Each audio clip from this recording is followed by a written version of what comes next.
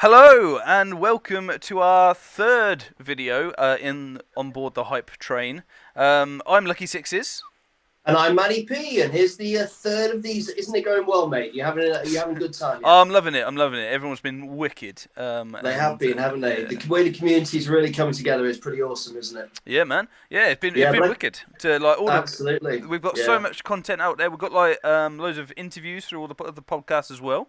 Yep, we got So about 5 or 6 podcasts on board. Lots of interviews going on today, and all about that. So we've been yeah, super busy yeah, pumping it out, haven't we? yeah, and Masters is due to start in a few days. So happy Hype days, train's getting going, buddy, isn't it? man. Yeah, So but I got to be honest with you, Lucky Sixes. I'm feeling a little bit uneasy at the moment. oh, what was that? Well, I think I might be a little bit intimidated by our guests that we've got on today. Tell me about it. And without further ado, let's get straight into our guests. If I just get the right button. There we go. Hello. Hey guys, welcome to the show. How are you? Hello. Adam Tanka Jones. We will probably just refer to you as Tanka from now on. But if we get formal, I'll go Adam. And Jake Courtine. With fantastic backgrounds and stuff. You're putting us all to shame, Jake. Yeah. Mostly Yeah, my living room's a mess. Actually, That's it's the a good way. immortals that you've just put up on Twitter, isn't it? It's a really nice unit, that mate. It looks fantastic. Yes. So how are you guys? All right? Yeah, getting by. Yeah. Quite. Excited for the you guys are kind of veterans. This is like your day job, isn't it? Turn up for the Masters, smash it up, yeah, and everything. Excited for this year's Masters in particular? Yeah. Yeah, I think it's going to be unique with it obviously being UV. Yeah, man. Yeah. Does that like change the way you approach it or anything? Or I imagine not, because there's so much. We've had such a UB year, right? Yeah, for me, really, I always treat the Masters as a bit of a chance to experiment with weird lists anyway, so it should be interesting. Well, yeah. See, you said this, and you said this to me in the text, and I was like, oh, okay, yeah, sure. But we looked at in our last video, we looked at the records, and your record is still pretty good at Masters, especially over the last 3 years. You got like 10th, 8th, and 3rd. Although I guess for yourself, you're like, well, I didn't win it, so whatever. Yeah, yeah, it's not been too bad. I normally take something a bit wacky, and it either works or it doesn't work. So.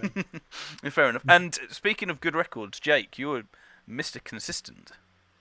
No. Yes, I am. Yeah, I've had a good run with Masters typically. Yeah. Quite often because I tend to put prep work in, if I'm honest. Yeah. Which might play into my hands this year because I'll have a bit of time pre-game, in between games, to do the prep against a given opponent. Yeah. And I've got a bit of a confession, which actually you probably already know about. But you were my first master when I came on the scene, Yes. but 3 years ago or whatever it was. And you were the first one that I chatted to at Art of War, which was my first tournament as well. So I've got a bit of a crush, a bit of a man wargaming crush on you. I'm flattered. Yeah. But yeah, so you were always my first. He's the first star of Ninth Age. And I do I remember. guess the two of you come to the table with is it fair to say a slightly different approach to it? I mean, we were talking a little bit about this earlier, Jake, weren't we? You know that a lot of your success has been derived from a tremendous amount of preparation and a really detailed understanding of the opponent's season and how they play and assessment. Is that a fair comment on how you approach the game?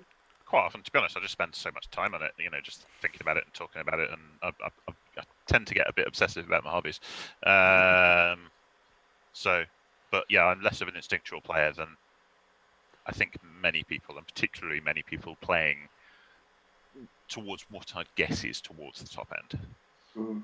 And Tanka, you're obviously famous for having some pretty interesting MSU lists and, really changing the meta. And I think there's a lot of people, just looking to build their list, perhaps thinking about what you might be taking. So you're going to surprise us this year with something spicy and saucy? Well, I don't know what army I'm taking yet, so we're going to be randomising that later. So, yeah, so that'll be an interesting one. But Yeah. Yeah, particularly run MSU lists because I find them more interesting, but also a lot of people don't play against it very often, so it does kind of feed into your hand at the times that if you know a list well and your opponent doesn't, it obviously it's kind of in Jake's ballpark, I think, because Jake preps with his list a lot, whereas I prep with MSU style lists a lot, and people aren't as used to playing against them. Yeah. No, fair play. So, I mean, from your guys' point of view, would you associate yourself with a particular army? Not necessarily for ETC, but in terms of yourself, would you think this is the one I started with, this is one I'd affiliate more with, or anything? Hashtag LMC. I think that's for both of us, to be honest. Yeah. Not sure all the listeners will know what that is, and I don't know how safe for work I've got to keep my language on this channel. So, No, go crazy. We had Kev on last time. So for those unaware with the history, back when lizard clouds were a thing, LMC stood for Lizardman Cunt, on the basis that it was people who enjoyed those kind of really micromanagey triple flea kind of cloud builds. And it's a bit of a joke on Team England that I'm allowed any army except Lizardman. So it would have been my 5th year on the team this year if it had gone ahead, and I still haven't managed to get Lizardman. Oh man! And now you've. And I was like, oh, this year I thought I'd get it, and then we recruited Colin. Yeah, that's right. That's what I mean. Yeah, the skink man himself. Can't believe it. I'm just never going to get to play him. I've got an army of them. They just sit there in the cupboard most of the year. Fair enough. And I mean, with ETC and doing that stuff, so do you find that you get not pushed towards an army, but your play style pushes you towards a certain army, and within the team, you sort of look at that army more so than other armies, or? I think for me personally, yes, but I don't typically play many games outside of tournaments, so I kind of use tournaments as my ETC prep. So yeah, I think that's probably why I always tend to stick to one army more than a lot of other people. This is an interesting. Sorry, go on, Jacob. After you. I just think historically you tended, partly just due to results justifying it, to be typecast in the aggressive role within the team. So that can have an influence on what you're playing as prep. Sure. So when you're picking armies for the for England DTC, do you tend to sort of cascade down? So your top players get first dibs, and then the slightly less strong players then have to fit in around you, or do you do it the other way around? For England, you normally list the armies that you're comfortable with. Mm-hmm. Some teams do it that way, how you've said. Some teams will pick the players and then pick the armies afterwards. England will typically pick players who with an idea of what army or a couple of armies they might play in advance. Okay. Not that it's set in stone, but... Two comments here. One, there's a running joke within the team that you shouldn't do too well too early with an army because otherwise Craig will steal it. Yes. That was my first year on the team. Craig had written off Vermin Swarm as not very good, and we went to a practice weekend and I was taking everyone off. And at the end of the practice weekend, I was informed that Craig was taking them. Fantastic. And the second point I'd make is that from some conversations with Amit this year, he's much more focused on playing an archetype of list and a role within the team, and doesn't want us to be quite as focused on army book as saying you're a list player. It turns out that the style of army he wants you to play suits a different book better. Okay. Evidently, unlikely to go ahead, I think, this year, sadly, due to hosting issues. Yeah. But, we've still been prepping as if. Yeah, absolutely. And it's all good practice anyway. There is some talk of there being a standalone 9th event that might come up short notice. So I guess being prepped and being ready is always I imagine April. Yeah, I imagine April, May time there might be something put very short notice. Yeah. But whether it might only get 10, 15, 20 teams rather than 30. That's the only issue. Sure. But it's still good to have something. Yeah, absolutely. Something better than nothing is for sure. And we should just play round 6 of the ETC, which will be Sweden. So we should just hit the Swedish team. we play Sweden every year. Is it? In the last round or just any time? I think I've played them. Yeah, it's been the last 2 of the 4 years I've played. It might have even been 3. But yeah, definitely 2. Yeah, that's class. Are they good boys? Yeah, they're lovely. Really Yeah. lovely. Yeah, fair play. Well, that always helps. Right, so in terms of speaking of different tournaments and things like that, that's what we're here to do today. Look through some of the tournaments that happened this year. There were 7 this year. Remarkably down on most years and probably most future years as well. But we still managed 7, so more than enough to get your 4 to get into the Masters, and plenty of choice in diversity in them as well, which we're going to have a quick look at as well. The first one, which I'm afraid you guys won't know too much about, is the Masters Open. I can't imagine you're ever in this. You know something goes on at this time without you, but it happens. I mean, it's in the same room, so. Okay, yeah, sure. there's another crowd somewhere over there, right, doing something. I think there's most people who get into Masters will go. I think the only person I know who hasn't in recent years is Mark. Because he didn't like the Army, so open instead last year, I believe. Sure. Yeah. And obviously this year, as a one-off, I don't think it's not happening again. I'm not sure it's happened before. But the Masters Open was allowed the winner to get into the Masters as well. So looking at it as a format, it was in January, like the same time as the Masters. This point, a weekend rather than over a month time. Will organised it. There was 18 players, which is, well, I guess it's a lot lower than other tournaments, but I guess that's because half of them are in the Masters anyway, right? We've got 4,500 point standard in the Swiss, so your standard lot as well, which is sort of how a lot of tournaments are. Well, certainly were. I think that's one of the things that we've seen in 2020 is a significant change in format, which has been some good things and some interesting things. But I actually played in the Masters Open, so I can't remember how I did. I know it wasn't great, but I'll be interested to see. Speaking of that, we do have the rankings list up here. There we go. So if we scroll down and down, we see Matt at 10th. So Alistair obviously won it, and by quite a way as well. Yeah, he won it handsomely, didn't he? I think mathematically it was almost impossible for him to lose at the end of the 4th game. So he won it very, very handsomely, didn't he? There was over Matt Pell, who I remember had that interesting Warriors list. So yeah. Obviously, you guys were sort of in the same room and stuff. Did you get much of the atmosphere and what was going on there by chatting to people and stuff? A bit. So I think there was a lot more afterwards as we realised, as it became obvious that Ali won it, and there was some congratulation and asking how he did, and it sort of got him noticed a bit, which I think has led directly to, with successes later in the year, to his joining the Lions squad, for example. But while it was going on, you'd stop and have a chat with people and ask, how's your game going? But in terms of the actual flow of the tournament, I was too focused on what I was doing. Of course, yeah. There's some interesting players down there. Mark Green still at 12, you see? That's interesting. Another Masters qualifier there.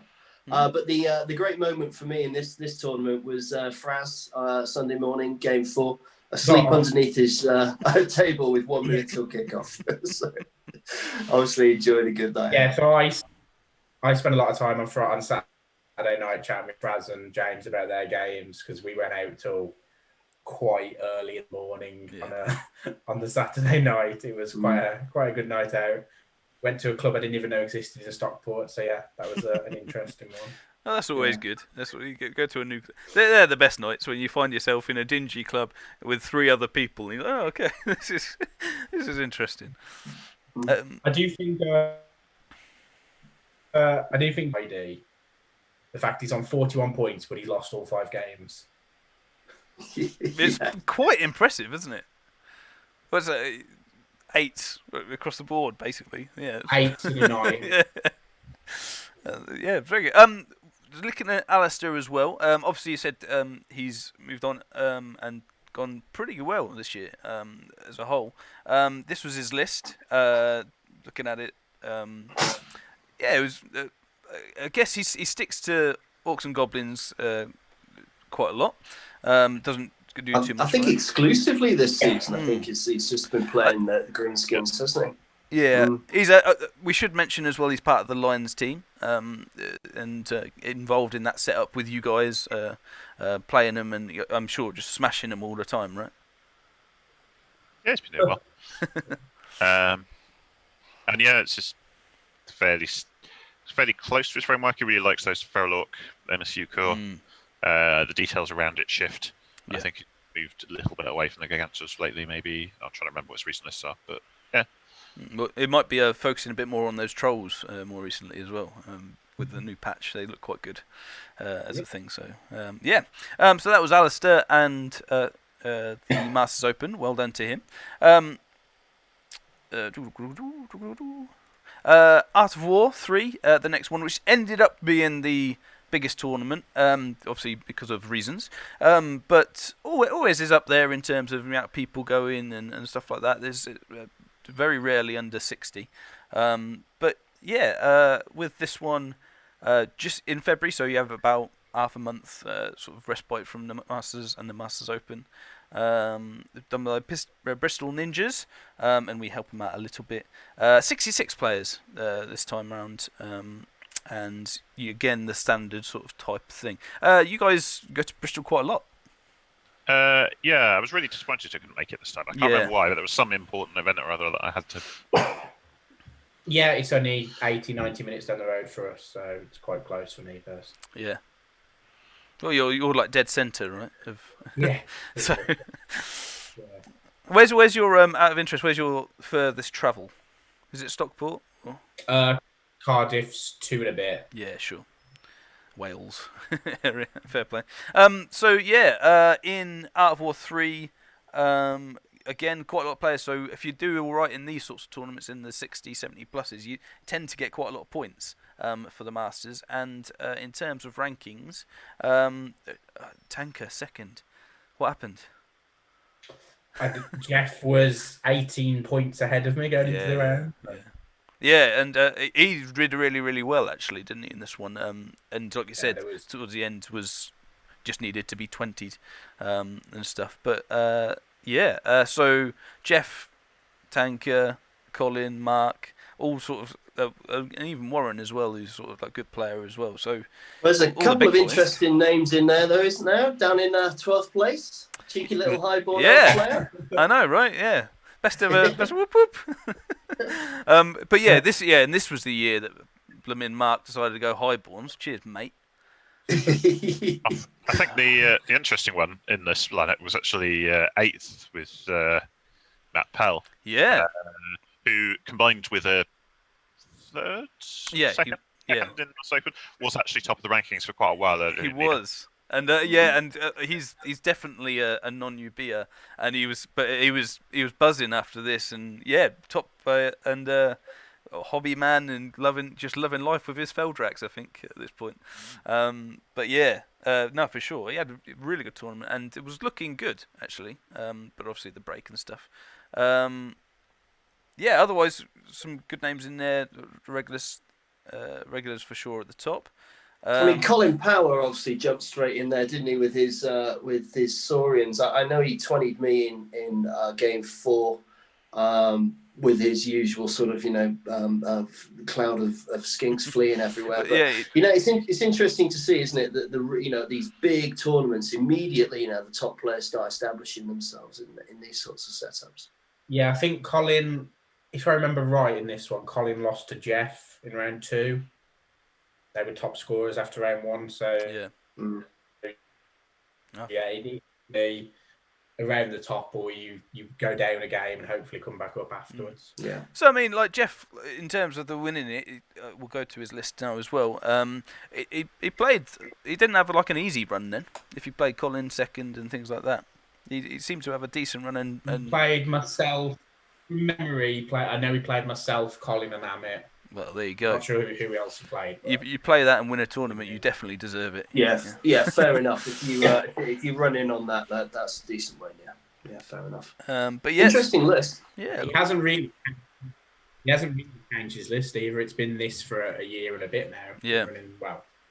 He's been running this. He's running this in 2018 as well. 2019, trying to get my years right. There we go, Yeah, I know. 2019 as well. So what's the secret to this list then, Tanker? What do you reckon the kernel of strength in the centre of this is? It's just, can you deal with that many chariots hitting where they want to? Yeah. Because he's got enough chaff that he can get them where he can get the centaurs can be chaff if needs be, but yeah, he can just pick his fights really. I quite like. Yeah, I quite like. That shaman massively as well. Yeah, what, like, as in fighting? Yeah, because you can only wound him on 5s. You have to re-roll to wound him, and he's distracting. Yeah. You just can't kill him. He ran through 2 Chaos Lords in my game against Jeff. Oh man, that's crazy. Fair play to the lad.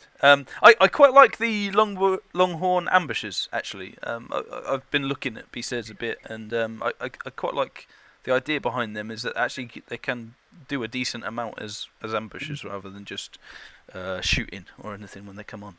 Yeah, they're great for the points. Yeah. Guest appearance in my background that's poking through. I didn't know whether that was another model. Fair play. But That can be your mascot, Tom, for the tournament. there we go. Yeah, and then obviously the Sen was horrifying if they start drunk and they strength 7 on the charge. Because they get to strike first, not many units want to fight that. Yeah, for sure. Because they're 2 attacks, aren't they, Centaurs? So 2 attacks. it's We like, hit, yeah, crazy. That's crazy good. But yeah, so well done, Jeff, for sure in that one. Scottish champs, Matt, you made it to this one. I did. Yeah, as a proud member of the Scottish ETC. Yeah, represent. Obviously, it's this is essentially our home fixture. So yeah, we all jumped in the car, Kev and I, and Paul and Tony from Milton Keynes from the Fancy Wargaming podcast. Piled up the M6 all the way to Common Grounds in Stirling for a really good weekend. So yeah. Yeah. In terms of format, 7th of March. So again, next month's probably one of the biggest one in March.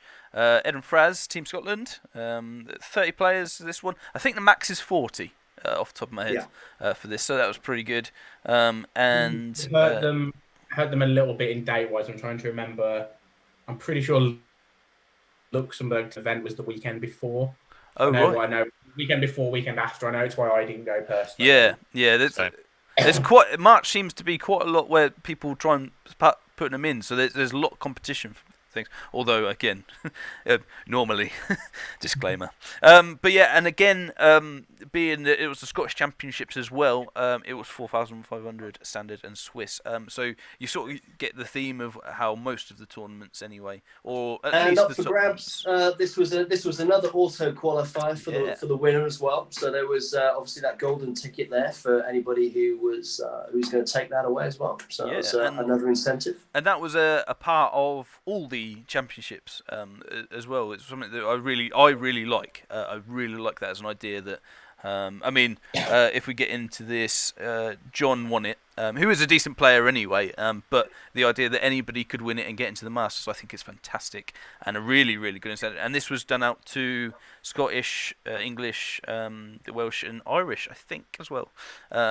So just fantastic for anybody to either just sneak in that way or do it. But as you can see from last week's video, John would have still got in. He only went to 2 tournaments. He won this one, obviously reasons, but he would have still got into the Masters, which I think is fantastic. So you can just do this, win one of these tournaments, one of the Grand Championships, I guess, and have a potter around and just play and practice and things and still get to the Masters, which I think is really I think it's fair to say as well that John's a really top player, particularly behind that very powerful Ogres list that he runs. He knows what he's doing. He's no fan of UB, but I think in a inverted commas normal season, I think he would have been a very strong challenger for a very decent Masters position. I think you'd probably agree with that, would you lads?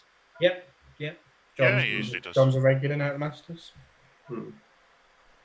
Yeah, looking at that rankings listings again, possibly because of what you've said and the things, you actually get some different names pop up and different. I'm pretty sure I'm not 100%, but I'm pretty sure this is at least half of the Undying Dynasties in all of the rankings in the whole of 2020 as well, which is interesting. But yeah, so some new names, getting some high scores as well, which is really, really interesting, really cool. Paul, I know, was thrilled with third.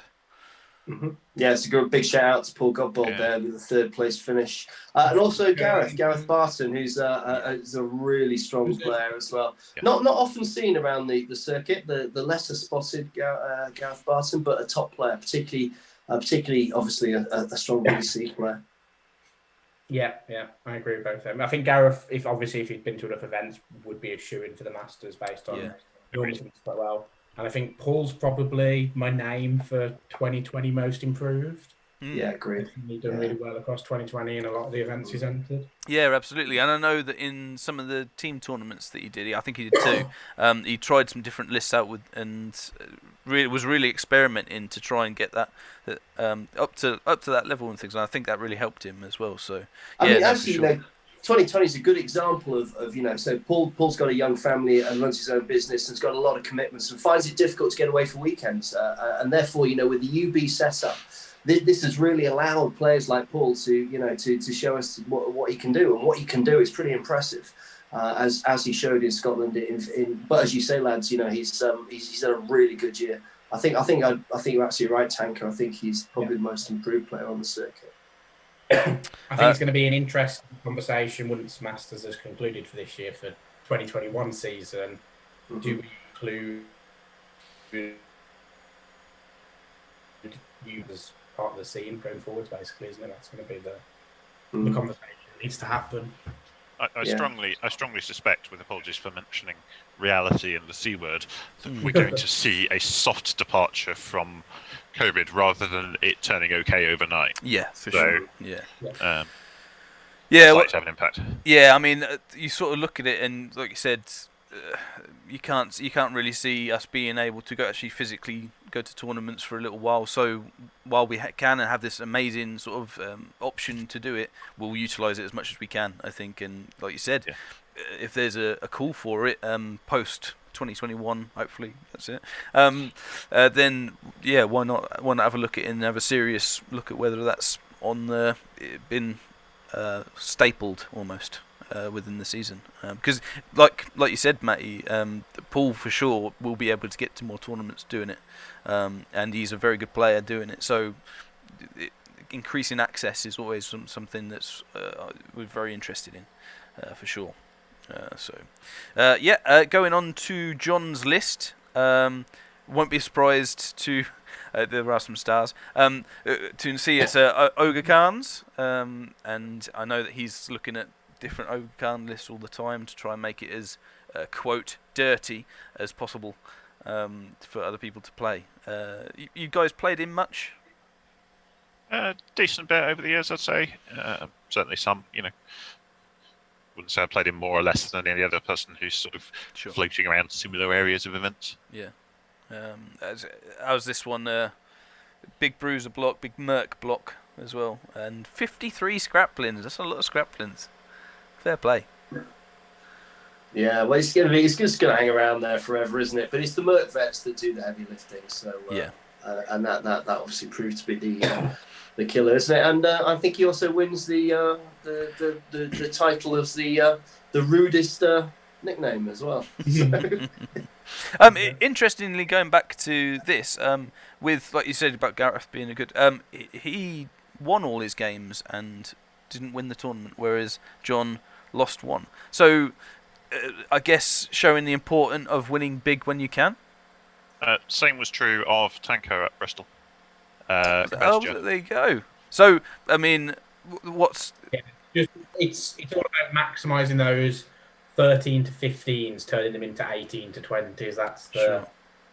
Yeah, I actually think that makes our national scene worse players because we've got quite a divide of skill levels, and the people at the top quite often determine their placings in singles tournaments by who's better at 20ing people that are lower in experience, rather than focusing on consistent results against the top opposition, when you can just play and it doesn't really matter if you get 8 or 10 when you've got the 20s early. Yeah. No, yeah, that's a very good point. I think so. is that something you guys? I mean, on both those fronts, really, is that something you guys look at?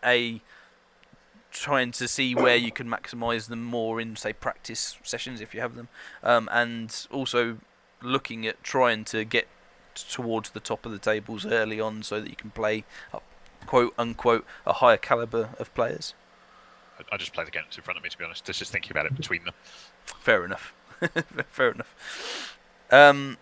Cool. So going over to Lockdown Brawl. So at this point, something happened. Don't worry about it. And we got onto UBs. There was a fair gap in the tournament scene when there was debating how long the gap may be, etc., etc. But in the end, it's worth noting there was an event in between. I know, and I was just about to say there was an event in between, and one of us may have done very, very, very well.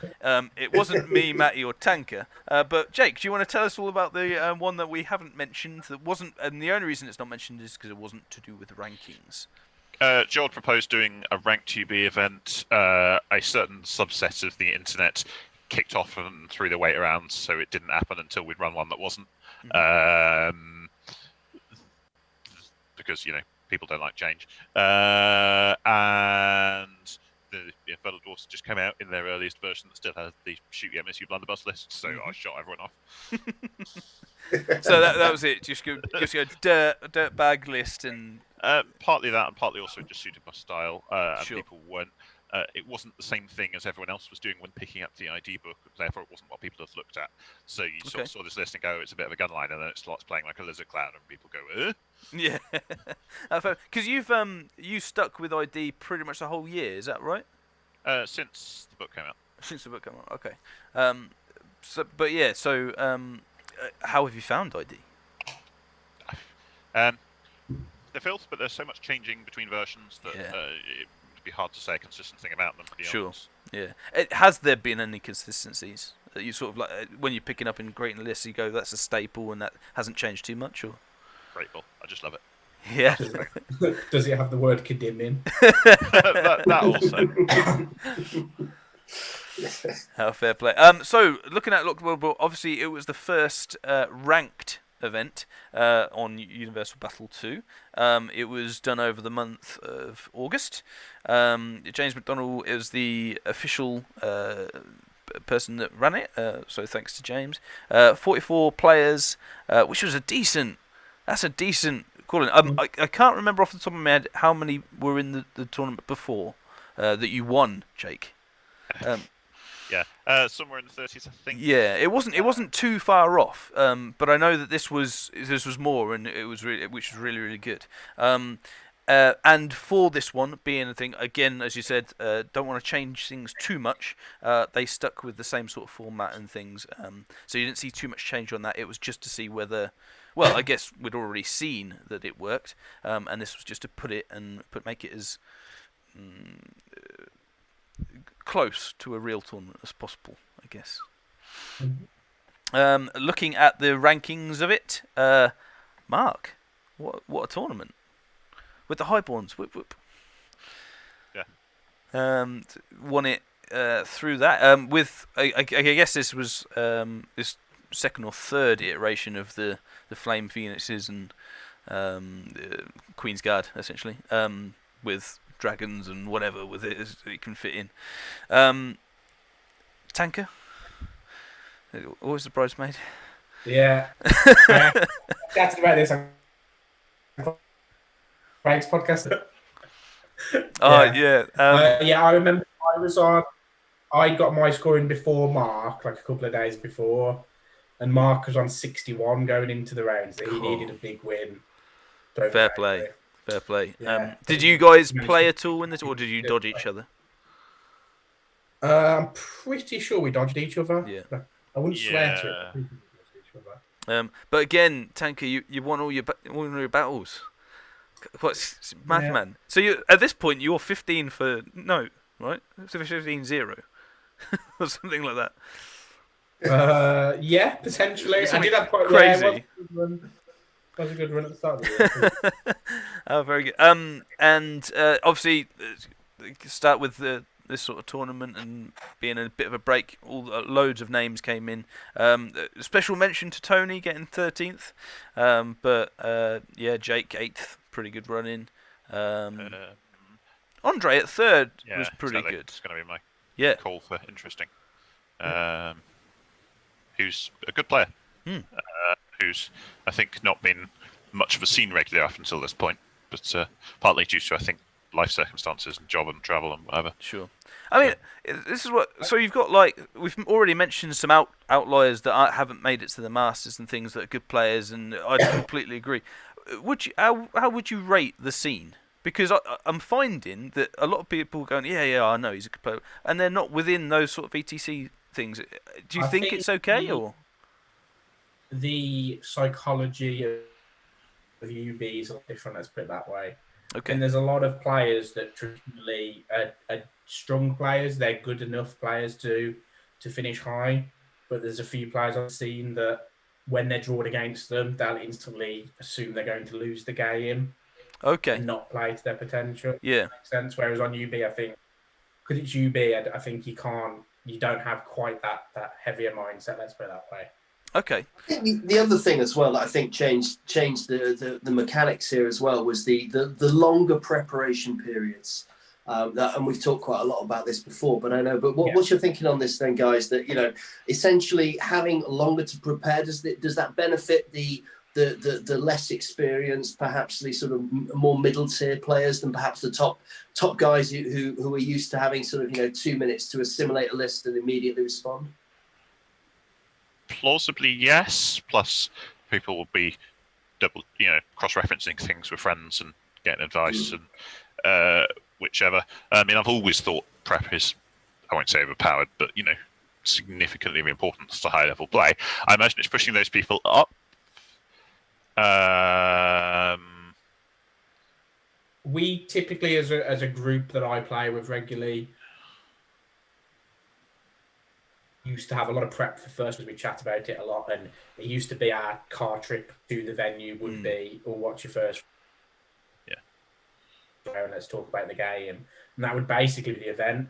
But after that, I've got to admit, I typically don't look at my opponent's list until the start of the round and ask, is there anything that's too different to the norm? And if there isn't, just play the game, basically. Fair play. Yeah. Looking at Mark's list, it was obviously the Highborn with the dragon. No Phoenixes this one, actually, me saying that. But he does like his Lancers.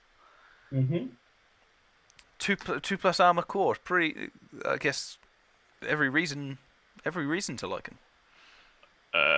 They're not traditionally a rated unit. They're quite expensive for what they do. On the other hand, they suit how he plays them. I think they catch a lot of people surprised. I don't want to give away too many of his secrets, but just remember that Highborn Elves rally on minimized. Yeah. So you can project quite a lot of threats and then get out of dodge. Yeah, sure. And movement 9, aren't they? So yeah. Combined with Div, I think it works really well. Yeah. Not running a BSB is still, obviously, it can cost you a game, but it might only be 1 in 20, 1 in 30 games. But there obviously might be that game where it costs. Yeah, it might be around 5 or 6, right? Yeah. I mean, Mark's got an attitude to the game I really rate, in that we've got an internal forum, we talk about things, and he talks through his games and is planning in great amounts of detail and really thinks about how he plays. So combined with an unconventional list and play style, it tends to pay off in ways you don't expect. Like, people look at 10 Highborn Lancers tend to go, eh? Yeah. Easy points. Yeah, but he's put the work into understanding how his games play and how his matchups flow in a way that very few people have. So a lot of time for Mark in that regard. No, fair play. And obviously, might have mentioned it already, but he's around the Lions sort of setup and chatting to you guys and stuff. Do you guys, I guess on that, do you guys spend a lot of time with the Lions people? I know that the Lions people have really rated your guys' help every now and then. How would you sort of describe your relationship with the Lions? I mean, I was one last year, so... Yeah. I'd say this 2020's been used it, obviously, because of the C word. But we did have a big practice weekend at Rafts before all this kicked off, where there was 12, 14 of us or so. And that was really useful to get everyone in one room in Rafts Mansion and get everyone in one room and just chat the game for a couple of days. And it was interesting just to give feedback to people's games. Like there was a game with Hugh and Warren going on, and they'd been playing for quite a while. And me and Raf walked over and basically told them to do something different, and it changed both of them how they were going to play the game. So just that bit of input helps you change the game. I think in terms of this year, we have got a Lions and England chat, which is probably the busiest chat I'm in terms of WhatsApp. It's definitely probably busier than the 9th Age chat. It can be a bit argumentative at times recently, but I think that's because people are getting stressed and is that chat more 9th Age than the 9th Age chat? massively. Okay, I can imagine. Okay, cool. I mean, Jake, you sort of said you were in Lions. Do you think that helped you? Because you were England before that, right? Yes. I mean, I've always been sort of on that level of. I'm not one of the default auto takes, but I'm good enough that I'm always extender. And I've had, I think, a bad run rushing up to that. Okay. Partly caused by the fact an enormous amount of outside life stress. Sure. I mean, I know excuses, but like for quite a significant period of time, I didn't know I was going to have a job in the morning because my employer was in insolvency and we were trying to find a buyer. So that meant I nearly didn't go to ECC. I was stressed out as anything, and just my play fell apart. So I quite rightly didn't get a spot because I wasn't producing the results. But the Lions were helpful, and I think I was able to provide quite a bit of value to them and them to me. Absolute highlight of that Lions period being producing higher than the team with England in its name in Luxembourg. Fantastic. So, do you guys, as England players, and I guess Jake as both, do you guys quite like that the Lions setup is there and rate it as a setup to get players into the England team? Yes. It's been really, really good for engagement. I think we need to be a bit careful it doesn't completely overshadow people who aren't involved in either, but it's been massively positive for building the mid-level of play, or upper mid-level of play up. Yeah. Giving access to, either of us or just opportunities. Yes. Do you find as well that sort of having your input on players that are an order less strong than yourself improves your game as well? Sort of gives you perhaps a reflective element to your procedure. Can do, and there are certainly cases where we have learnt things from people on their way up, and the Lions helps magnify that. I think it's not the primary benefit of the Lions, but it's a nice side benefit. Yeah. From a selfish point of view for the team, as opposed to not the Lions, it's also it's a high caliber of group of players that will try other lists out as well. Because obviously, if there's 10 of us in the team, we're all practicing the same 10 lists, but we haven't played against any of the Europeans using XYZ or the American teams using XYZ. It probably will have been picked up by someone throughout the year because there's more people just to be involved with. Relatedly, we've actually got an 8v8 team round against England versus Lions going on next weekend. Oh, that's really cool.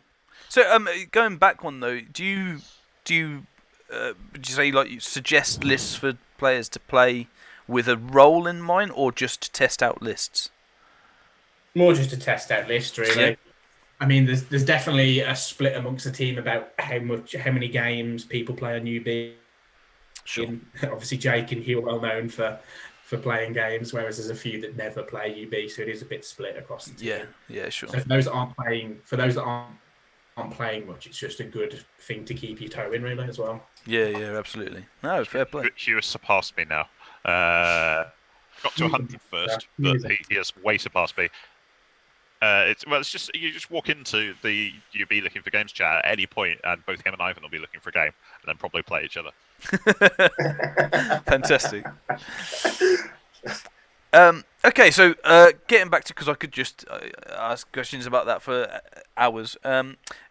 The next one was House War, which was, as we go down here, over September. I don't think it was that long, was it? It might have been.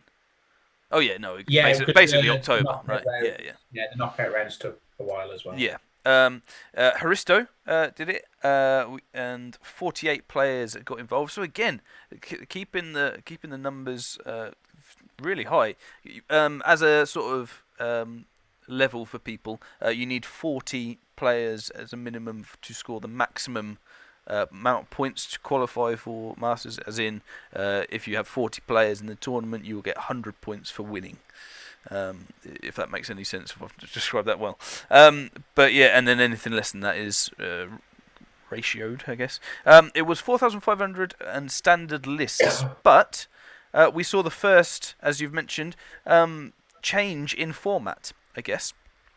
In that there was a group stage and knockout. And I know, speaking to Haristo, that he wasn't really expecting too many people to get involved. So when 48 people turned up for it, his original 4 groups that he had set up for it, kind of, he was like, oh, maybe I should have done different, like more groups. And I think it's quite like an that. interesting point here, actually, Lucky Sixes. As we alluded to earlier, there was a bit of a schism initially about the whole concept of UB tournaments becoming ranked, and whilst we won't dwell on that, obviously then when we shown that the rankings tournaments could work. Then I think there was then a further step change up to changing the format, and I think that people felt perhaps it would be too much again.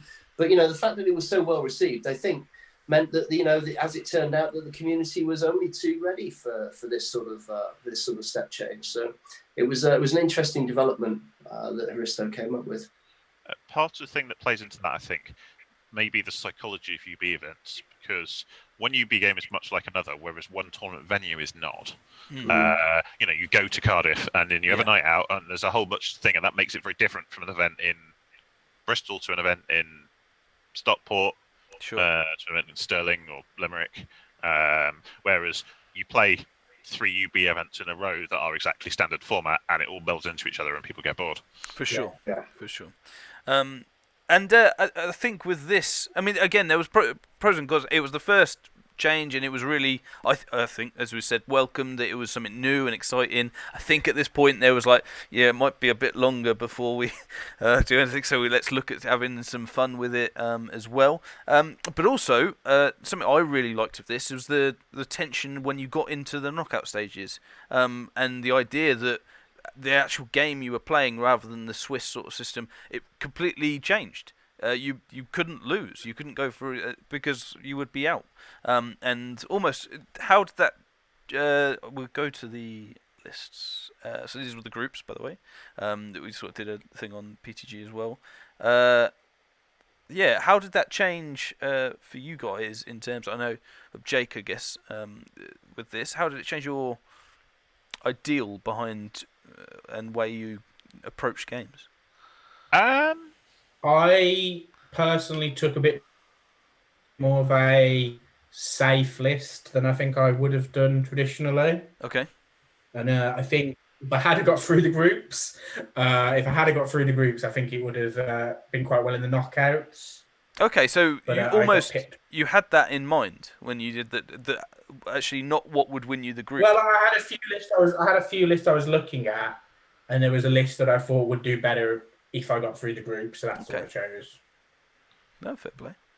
I, to be honest, have a tendency, despite for doing quite a lot of prep, not to change my actual lists much to adjust to event format. Okay. On the basis that I think a well-played, flexible all-comers list should be able to deal with most such things anyway. Sure. And if I've done the prep with it, I'd rather do that than create something new. Other than me playing Inferno Dwarves, apparently, but I know, I just saw that as well. Sorry, I keep pointing at the title. No, it's fine, mate. It's fine. Just a dickhead of a guess. No, it's all good. I love it. In terms of gameplay, though, trying to think precisely what worked out, but there was a little bit of gaming around the last game here and there. People playing for 12s and 13s rather than. Yeah, that's in people's best interest, so you're always going to get that. But. Yeah, I undoubtedly in the sort of the first game of the knockout, I was being quite cautious once I'd established a winning position. I didn't feel the need to push for anything more, so much as just consolidate position. And to be consolidating position and pushing for points can actually look quite similar, because you're wanting to give yourself enough safety margin that even a big unexpected swing won't knock you out of contention. Sure. Yeah. But yeah, I was undoubtedly letting that feature into my decision making sort of turns 4, 5, 6. Okay. So, I mean, in terms of, was it more intense, or how did it? Other than the changing of being perhaps more safe if you did get into that winning margin early, what other things? What else made it different to a regular game or tournament? Weirdly for me, the groups felt more unusual than the knockouts. Oh right, okay. Because you're only qualifying as top 2 of a group, so you had to get your success in early, rather than being willing to be more patient. And that to me influenced more. Like, I knew that I needed to have sufficient margin to reliably go through. Like, just missing would be rather disappointing. Yeah. So I had to play more aggressively in the group stages. Sure. Just to get those points to make sure you got through, right? Yeah, exactly. Because that's, as I said, the thing. Also to say, well, it was made it really, really hard to get out of the groups, because you could have 3 relatively good wins in a normal Swiss tournament and potentially finish 3rd or 4th, and not anywhere near, but not get through. I know Paul he had a really good tournament actually. He came 5th or 6th overall in the highest score. Yeah. Through, which is upsetting really for him. But I mean, still finished 9th overall, so that was good. But yeah, so okay, so actually there was more pressure, I guess, on the group games from your point of view. Yeah. Definitely. Oh no, that's cool. Plus, once you've got through to the knockout, you know you're coming in top 8 regardless. Sure. You're not ever going to get like 0 and just drop miles down the rankings. So even if you do get knocked out, you've still already kind of hit the accolade of being in the knockout. So it takes the pressure off psychologically as well. No, fair play. One thing I liked about this was the fact that you had a single game at the end. I don't know how you sort of felt about having that in a tournament, not necessarily this one, but in how that approached the final game and stuff. I think it worked really well for UB. I don't think you could replicate this. I know that some game systems do have a knockout tournament in face-to-face, but I think you'd really struggle at how Ninth Age is played at the moment if you did it in real life and you had a load of people just milling around for 3 hours at the end of the tournament. Yeah. I think that'd be I don't know, like, you hand out things for them to throw at the people on the top table and just everyone get drunk.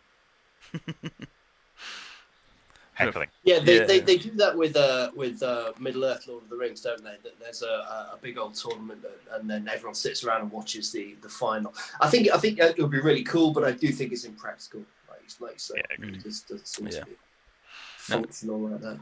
No, great. So looking at, so that was, So, the winner and most decorated of the season was Alistair. We haven't mentioned just yet. So his list again, Orcs and Goblins again, fairly similar. Double Green Idol though. That's quite cool. Yeah, you started to see them appear more and more as the year went on, really. Yeah. Again, Trolls staple, different setup, but feral orcs and things in core. But yeah, so what made? Did either of you guys play Alistair? I did. In the knockouts, yeah. Yeah. Obviously. Maybe not obviously. Oh, it's set with semis, wasn't it? You played it. Yeah. I mean, it's a tasty, reasonably aggressively capable list with a lot of threat protection. It matched quite well into my idea of the time. It's just a lot of stuff, all of which can be reasonably threatening. Quite a lot of which is reasonably mobile. Yeah. Was this the game where he played for a March check and a Comet and a Magic Phase, and it shouldn't have happened, but the stars aligned in essence? Yes. I mean, I don't think that's the whole story. It makes for the best entertaining story at the end of the game, but I think it was mistakes on my part to allow it to get there. So I don't just want to claim, I got robbed, because they played a good game. But yes, my Great Ball was floating around on like 3 wins right at the end of the game. failed a march test to get away from a comet. The comet landed and killed it. I gave him enough so we were 10-10 on points, and he was like 100 VP ahead of me. Oh man, crazy.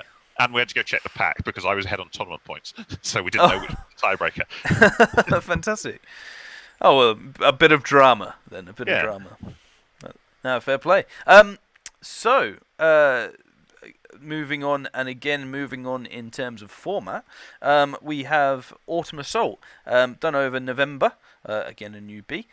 Luke Tranter organised this one. Were you both in this one before we carry on?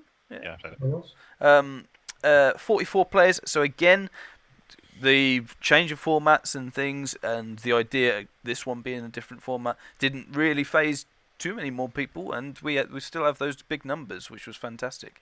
So 4,500 and detachments. Would anybody like to give detachments a go? So detachments is, well, otherwise known as sideboard, is an old 7th, 8th edition thing that happened at a few tournaments. So you have basically a main army of X number of points, which in this case was 3,500.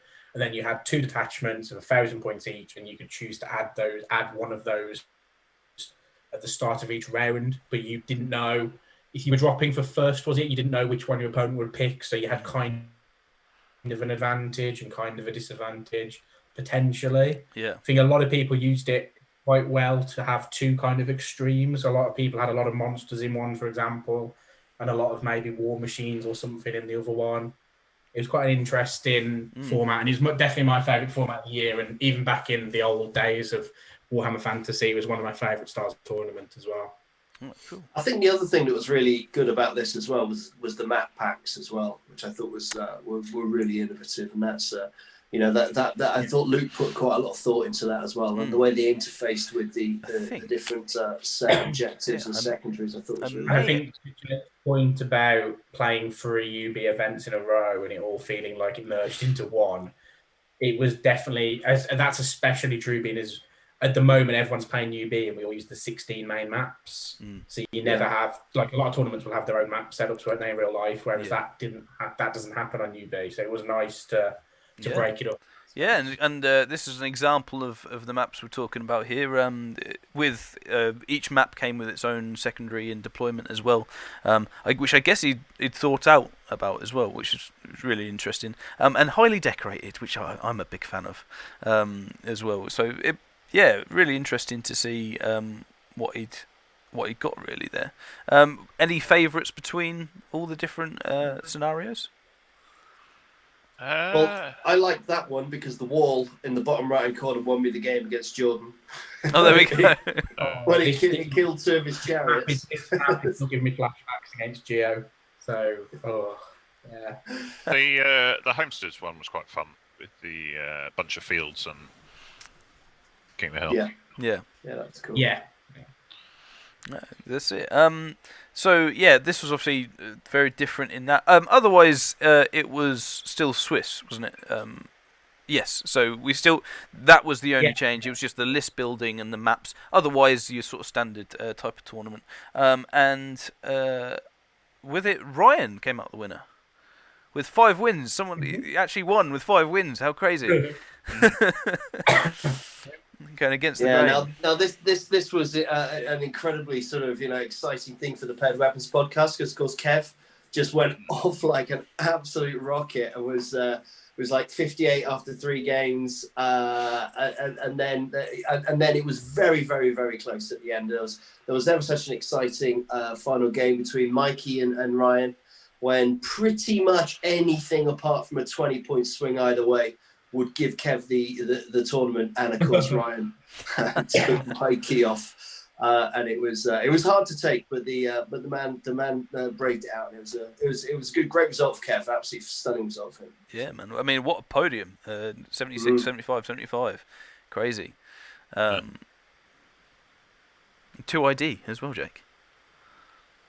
Yes. The rise of ID stuff. Yeah, where you went wrong is you took Inferno dwarves, not Infernal dwarves. Next time, do that, you'll be all right. Although this one you did, to be fair. So, That's all right. Well, if we're pointing out spelling errors, then Oh, my don't. surname's spelt wrong as well. Is But it? you know what? Oh, I'm yeah. used to it being spelt wrong, so it's fine. Fantastic. Well, I don't got worry about it. I got absolutely battered off Aristo in the first game in that one as well. So that was my downfall there.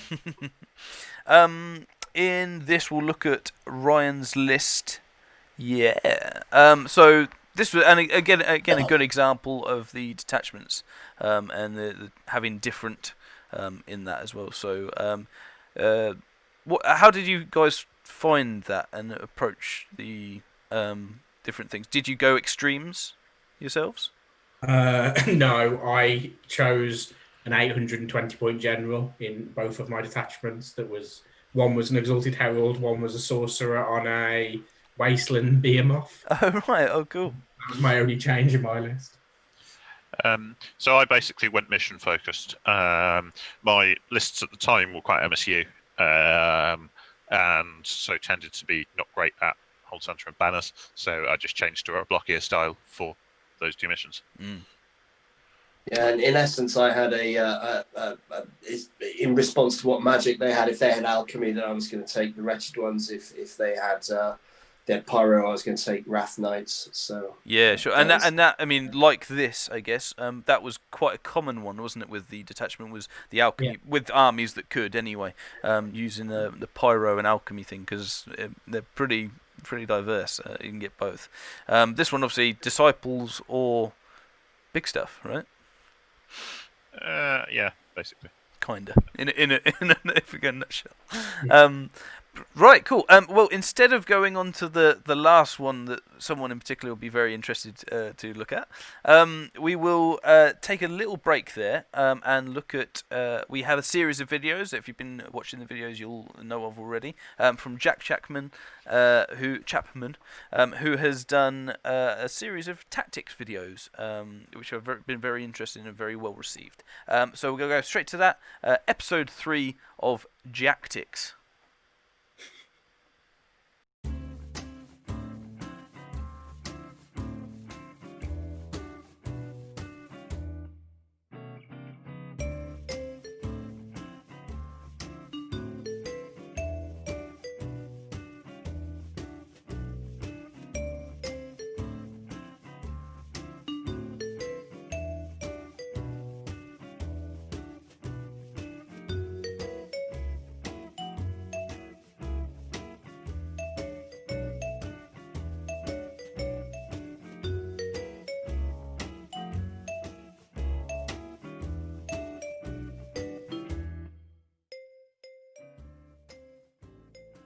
Hello and welcome back to Jack's Tactics. In this episode we're going over a sort of a generic tactic that you can use. I generally see this one used often with beast herds, but any army that uses a lot of single models like Warriors of the Dark Gods will be able to use this strategy to good effect. So essentially what this is all about is making sure that when you have multiple single model units, that you are directing most of the opponent's attacks on models that you want, not the ones that your opponent wants, so to give up less combat res. So, in this case I've got a Centaur Chieftain, we'll say he's got Agor's Hide, we've got a Beast Lord Chariot, we can have like a 1-up, rollable armor sable, something like that. We've got a Raiding Chariot, which is quite defenseless, and we've got a Jabberwock, which again, toughness 5, got a couple of wounds, not that tough, and we've got a Gortug, which is, of course, very little armor. Now, my opponent here is Wildhorns, but again, we could put this to any other opponent. You could think of Barrowguard with Great Weapons, for example, in which case you wouldn't want, or Halberds even, anything like Strength 5. Feral Orcs again, they'll be good for this situation. So what you can do is you have to make sure that your opponent, all of your opponent's models, or the most models possible of your opponent's unit, are in combat. You do not need to make sure that every one of your units is in contact with the most amount of models possible. So we can abuse this. So in this case, we want to put, so imagine all these units make their charges.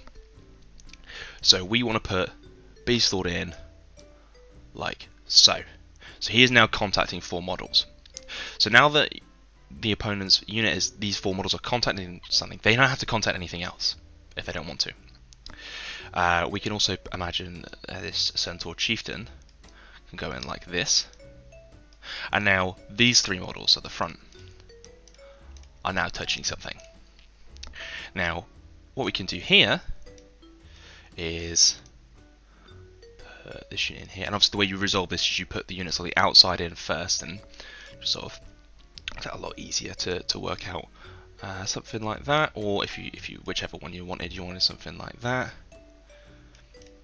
Maybe like this, something along these lines, something along that, or you could just leave this unit out, whichever way you want to do it. But now all the enemy models are based. You can now get all of your attacks, because even though this is only corner to corner, this Gortak can get all of his attacks, full effectiveness, onto the Wild Horns here. But the Wild Horns can only have one file, or whatever they may be, Feral Orcs or anything else, can only get one file of their attacks on the Gortak. Yeah, this is a completely legal charge. And the opponent has to put almost all their attacks on units that are going to have 1-up rerollables, toughness 5, rerolling successful wounds, or toughness 6, 4+ regen, and they can't put their attacks on the easy to wound raiding chariot or low armored Gortak, and so they can't generate very much combat res. This is one of the main reasons why single model units are so strong against units such as this, big wide combat units. So how do you counter this as the big unit? Well, your inherent disadvantage is the answer. So there isn't a foolproof you can prevent anyone from just doing this to you. The inherent risk is, of course, for the opponent that not all units make it in, and so you don't. You have to do something like, say, if these units didn't make it in, all of a sudden these guys are in here and they're going to get walloped, which is what you don't want. But what you can do is, if you are the player with the block, you can deploy deep, which for stuff like Feral Orcs and Barrel Guard, Judicator, stuff like that, you wouldn't do something like this. Maybe not Judicators, but you can do this, which gives you combat res. You have 3 combat res in your Steadfast Rages, and it gives less opportunity for your opponent to spread stuff out. So, okay, sure, they can do this. That's fine, they'll do wounds, but you'll stay steadfast. Your opponent can get less models in here. So if he had more chariots, there's less models he can get in to reduce your frontage. And it also gives you good combat res. You're going to stay there longer, and hopefully you can get your counter charges in, which is really the key in this case, because beast chariots, monsters, all these things, they kind of rely on breaking you quickly. So if you stick around for a long time on the grind, you're going to get counter charges. When those counter charges comes in, flank charges, even things like, Wild Horn, just pet up and Wild Horns coming in the flank, just 20 of them, or even zombies coming in the flank. They generate so much combat res from coming in on a flank ranked units that they'll probably just break all of this. Which is what you want. Hopefully that should help you in some of your games, make the most of your single models or defend against them. So until next time.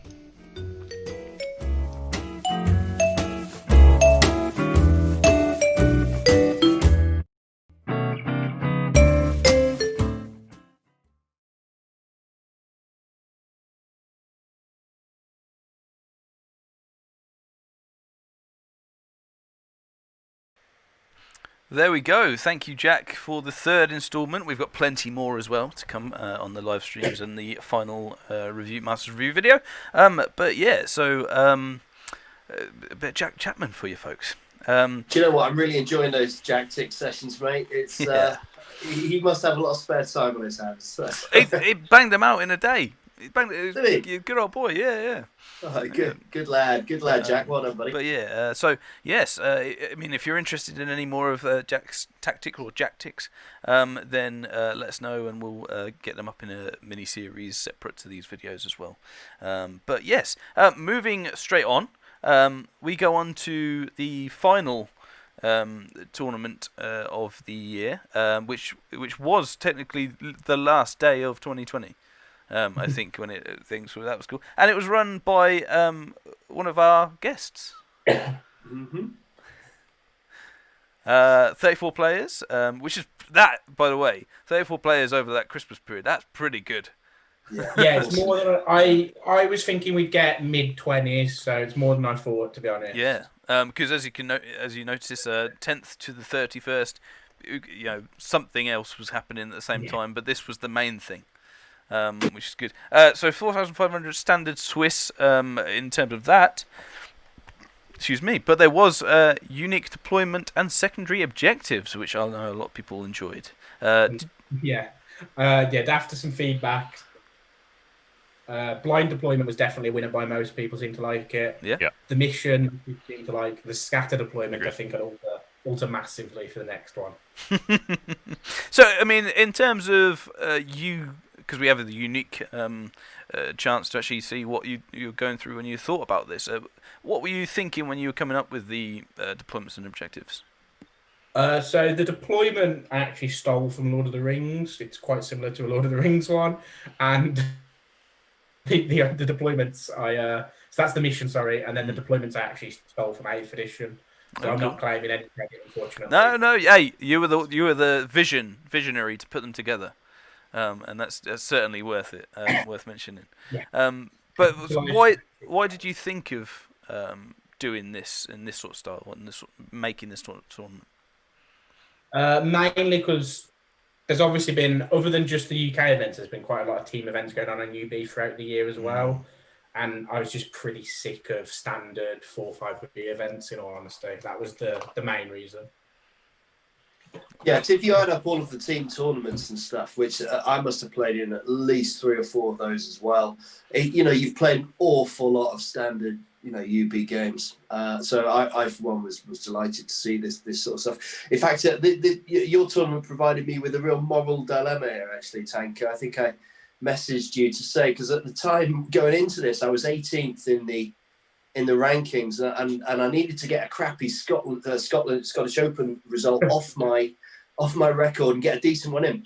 But it meant that I'd have to play twice during the period over Christmas when I'd actually have my daughters staying with me, and my wife sat me down and said, "Look, ninth age or your daughters." And I said, "Yeah, but it's the Masters." And she said, "No, come on, make sensible decisions." So at the end, I think I made the right call, but I did message you and say, but it was a close run thing. I'm not going to lie to you. Yeah, I enjoyed most of it. The scatter, as I said, I would have took out, but blind deployment seemed to be a big winner for a lot of people. Yeah. No, I heard lots of really good feedback about this. So yeah, it was for sure. another good. And I think it was nice to sort of see yet another tournament doing yet something completely different to the other ones as well. Like they're all 4 UB, even if you conclude Lockdown being different because of UB. All of them had something very, very different and really, as you say, mixed it all up in a different way. And that feedback. I know I got a lot of feedback about that being a real positive of 2020 and the circumstances, I guess, right? I guess just going into this then, because obviously in a minute you're going to reveal the winner of this tournament, but given the way you'd set it up, Tanka, did you anticipate the guy who won it winning it because of the nature of his army and the way it could be sort of thrown around the board? I think the only real thing that I anticipated was that it probably would be more of an MSU grenade style type list that would do well, because obviously scatter doesn't really favour blocks if you get unlucky. So yeah, I did figure it would be a bit more MSU favoured, which it wasn't. In hindsight, I would have probably only put one scatter in and then put a mission in or a deployment that favoured blocks. Yeah. So yeah, I think that was probably the... But that's something you can only really know once you've done it, right? One aside on the UK events being quite mixed in format is that quite a few people, and particularly quite a few people who are vocal in the scene and several of the people running these events, were playing quite a number of international events at the same time. So the USA ETC team has hosted a whole series of events throughout the year that people have been playing in.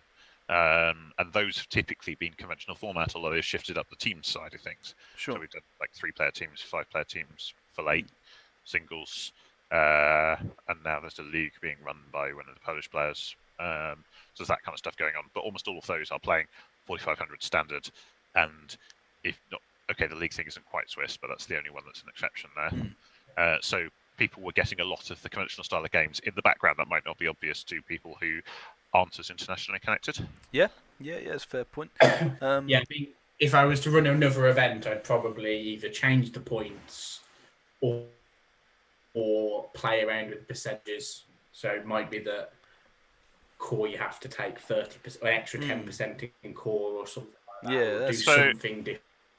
You think? Then it favours armies that have good core, etc. I think I should just have a chat with Bobo and see if I can nick the Tempest brand off him, and then run a throwback event where everyone gets a free giant.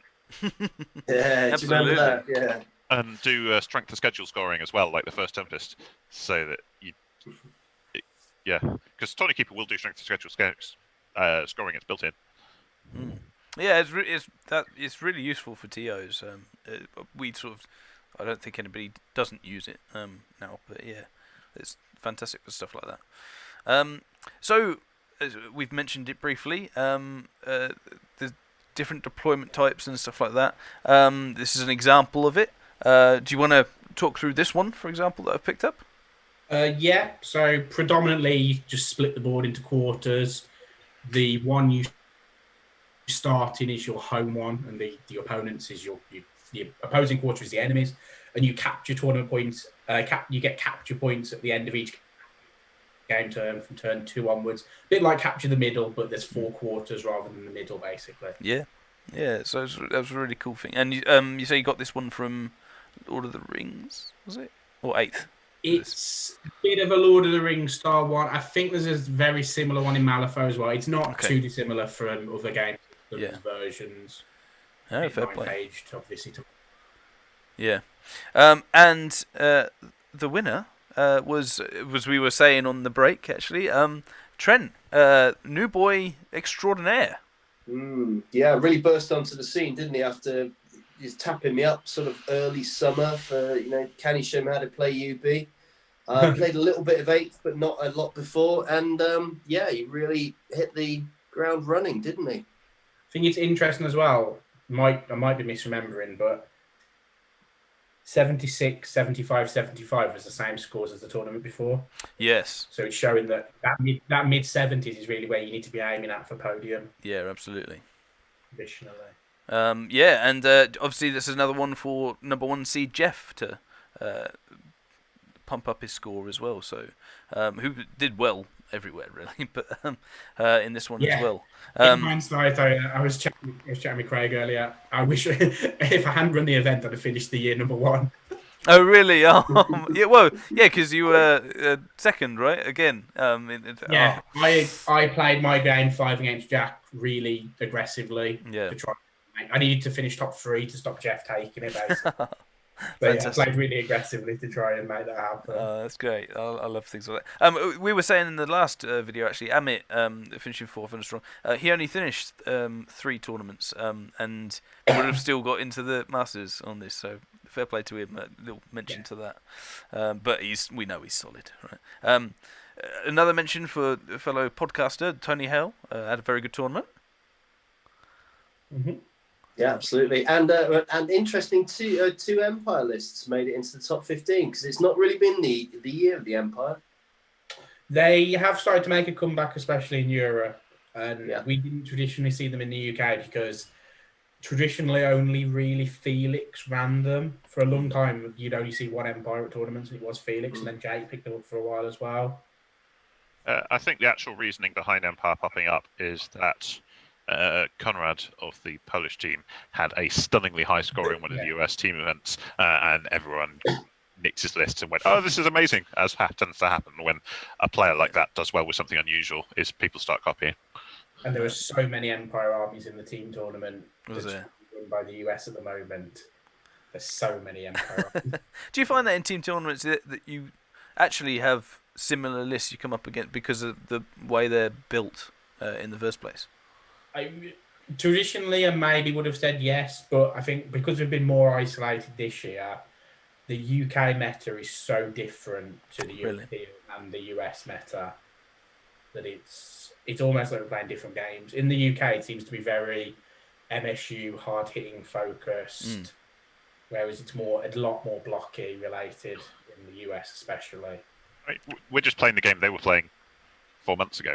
Really, is that it? I don't know which one of us is actually ahead in that sense. Certainly, if you'd asked me in the middle of the year, I'd have said that the meta in those events was very much like we're playing now. Yeah. Well, I mean, talking about lists as well, we'll look at Trent's quickly. Vermin Demon, standard Vermin Swarm list, or do we think that Trent's got something quite nice here? No BSB is unusual. I know the Spanish did it quite a lot at one point, but around here we've rarely seen no BSB lists A at all or B in VS. Yeah, I think personally, it's a choice, isn't it, between Vermin Demon or 3 or 4 other characters, basically. Yeah. That's the main. No, fair play. And that was Trent's list. And brings us to a close of the tournaments as a whole. Looking back on it, how do you think it went this year with things in mind? What are your thoughts and feelings? I mean, personally, I've never played more in my life just because having time, not having other things competing for the time, Sure. not having a commute. Let me throw my energies into this. Collectively as a scene, I think there's a few people that I don't know what the effect's going to be on the people who aren't UB happy or aren't playing much, and whether how many of them are going to drift away versus counteracting the keen we're getting from bringing new people into the scene with UB events. Sure. Yeah. Not sure. Well, that's something like that is that's so hard to predict because timescales, what events might look like in the future, and as well whether it's taken a bit of leaf off of these, right? So people might. We've got our first measurable metric here in that we just closed. Well, we will be closing tonight. Entrance for the Masters Open event. So 2020 there were 18. 2021 we're already up to 20. So we've held the numbers. I'm not sure how much that tells us about how we're going forward, but I think what it does show is there isn't a massive drop off. But I do think we're going to lose some people. Yeah. I think we've got a general drop off in the year, though, unfortunately, just because there's 15, 20 people who you might see at tournaments. Like, for example, Bristol is 60 odd. Yeah. English Champs is normally 70, 80, same as Welsh. And obviously, UB has only done mid 40s, which is still great numbers. Yeah, absolutely. There's still 20 players or so that might only go to one event a year face to face, but haven't bothered at all. Yeah. I think that the challenge, though, will be the coming period, because I think it's still, unfortunately, my prediction is it's still going to be a while before it's safe to run in-person tournaments. And even when it does start back up, I don't think everyone's going to be going. I think there'll be an intermediate period where those who are desperate for a game and in life circumstances where they can afford to take the risk will. Yeah. And other people won't go because they're vulnerable, or they've got vulnerable family, or they don't think it's a good idea, and so I think there might be for a number of people quite a significant gap, and people have been willing to wait for. I don't know. Like I was discussing this in terms of the ECC circle of the year, that missing one ECC probably won't do too much harm to ninth ed, but missing 2 in a row, such as 3 years between events, might cause some national scenes that are ETC focused to have issues. And I'm sort of extrapolating that to the UK scene and going, if it's October before we have an in-person tournament, for example, I just don't know what's going to happen. But I'm trying to be positive, and we have seen some engagement. But I think there's going to be some effort collectively required and some thinking required about how to engage. Of which the coverage around this event is a really positive sign, because it gives something that people aren't playing UB. Like the amount of stuff that's coming up about it is really impressive. Yeah. So well done. I think thank you. Yeah. For the people doing, watching from home, as it were, to drop in and go, oh, something cool's still happening. Yeah, absolutely. And I guess that gives us a good segue into our next VT. In the as well as listening on one of the podcasts or watching, if you're watching this, we also have a competition, which is another way to engage, and we've got some decent prizes as well. So if you are interested, take a look at this video and enter, and good luck to you.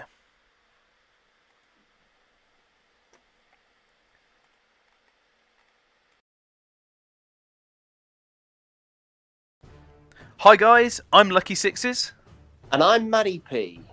And today we're here to introduce the Masters 2021 competition, where you can win a whole host of prizes, including painted models from the Gobbo and Kev, lifetime TTS subscription, gaming book from Heretic Games, Rotten Factory unpainted Nurgle champion, laser sight pen, and a free standard size commission from the Gobbo himself. All you have to do to win one of these prizes is answer this simple question. What was the latest army book released by the Ninth Age? Was it A, Orcs and Goblins, B, Dread Elves, or C, Undying Dynasties? And Matty, how do you enter this wonderful competition? Well, Lucky Sixes, I'm glad that you asked. All we're asking people to do to enter this competition, and let's face it, why wouldn't you with a list of prizes like that, is simply to send us an email to the following address: pairedweaponpodcast@gmail.com. That's pairedweaponpodcast, all lowercase and all one word, @gmail.com. Don't forget to include your contact number, your contact Twitter, your contact forum, and any way other that you'd like us to let you know if you've been a lucky winner or not. And don't forget to keep an eye out for the PTG videos at the end of the Masters, where we'll be announcing those lucky winners. Yes, at least 7 winners we will have through this competition, so it is well worth you entering. Make sure you check out all our other content on several podcasts, including Paired Weapon Podcast, Slanrat, Thundercocks, and Fantasy Wargaming Podcast, and of course the videos right here on PTG. That's it from us. Best of luck, and stay tuned for more content. Best of luck, guys. See you later.